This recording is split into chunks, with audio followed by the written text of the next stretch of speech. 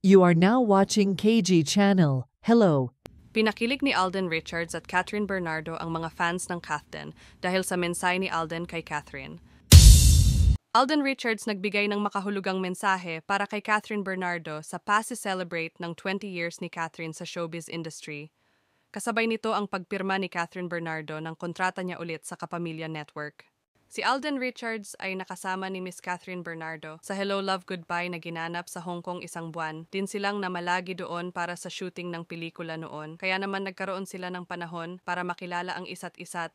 Pagkatapos ng shooting ng pelikula nila noon at pagdating nila ng Pilipinas ay naging abala sila sa pagpro-promote ng nasabing pelikula, kaya nagkaroon sila ng bonding habang nagtatrabaho at nagkakilala ng lubusan, kaya naman naging matalik silang magkaibigan throughout the years. Ang ginawa ni Catherine at Alden na pelikula ay naging top grosser ng Filipino film. Kaya naman, super proud ang Kathden at ang buong team ng Hello Love Goodbye.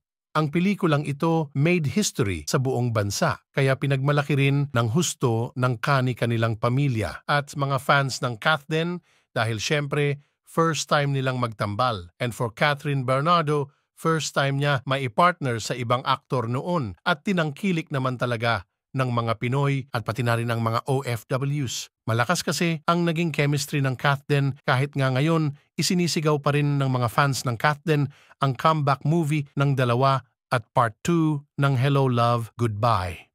Since nagbigay ng video message si Alden Richards kay Miss Catherine Bernardo, marami tuloy ang kinilig na naman at masaya sa muling connection ng dalawa. Sino ba naman kasi ang hindi kikiligin eh? Single na daw ngayon si Miss Catherine at swak na swak daw silang dalawa. Parehas na humble, down to earth, mabait at marespeto kahit kanino, marespeto sa magulang, sa mga nakakatanda, sa mga nakakatrabaho, at lalo na sa kanilang mga fans. Very natural kasi ang gestures ng dalawa pagdating sa pakikipagkapwa-tao. Nakakatouch din naman ang pagbibigay ng mensahe ni Alden para kay Catherine. Ito ang sinabi ni Alden sa video message niya for Miss Catherine. I never had a hard time working with her. She gave me and everyone around her comfort whenever you get the chance to work with her. Siguro yun talaga makakapagpatunay lang nun is yung mga nakatrabaho niya, yung mga malalapit sa kanya. I never had a hard time working with her. She gave me and everyone around her comfort whenever you get the chance to work with her. Siguro yun talaga makakapagpatunay lang nun is yung mga nakatrabaho niya, yung malalapit sa kanya.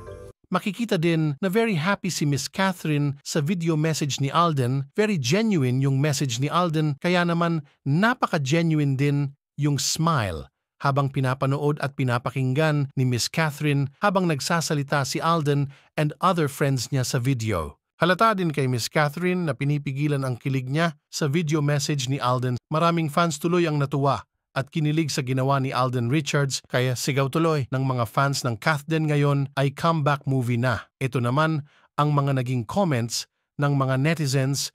Grabe kilig ako doon, mga mata nila nag-uusap. Hala, ano ba yan, sakit sa dibdib ito para sa isang tao? Diyan, char! Grabe kilig match naman. Bagay na bagay sila. I never had a hard time working with her. She gave me and everyone around her comfort whenever you get the chance to work with her. Siguro yun talaga makakapagpatunay lang nun is yung mga nakatrabaho niya, yung malalapit sa kanya. Ano po ang masasabi nyo sa talakayang ito? Kung mayroon kayong payo, opinyon, saloobin, o kuro-kuro, please leave a comment. At kung nagustuhan nyo naman ang video na ito, give me a thumbs up. Hit the notification bell para updated kayo sa mga bagong videos and don't forget to subscribe. Salamat po.